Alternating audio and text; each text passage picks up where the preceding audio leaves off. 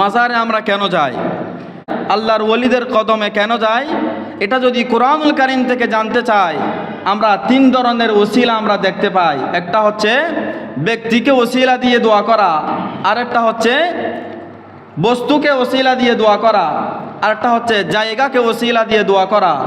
হজ করতে গেলে আমরা সাফা মারওয়া কি করি? দৌড়াদৌড়ি করি না? এই সাফা এবং মারওয়া দুইটা পাহাড়ের নাম।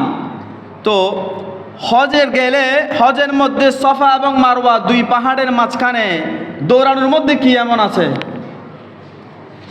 অথচ এই দৌড়ানোটা ওয়াজিব। সুবহানাল্লাহ। হযরতে হাজরা আলাইহিস সালাম সাফা এবং মারওয়ার মধ্যে তিনার সন্তানের জন্য পানির খোঁজে তিনি দৌড়াইয়েছিলেন।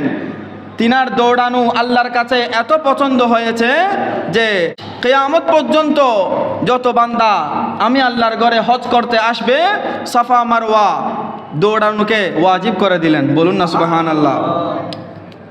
তাইলে দৌড়ানোটা হযরতে হাজরা আলাইহিস সালামের স্মরণে, ইনার মোহাব্বতে। তার মানে কি বোঝা যায়?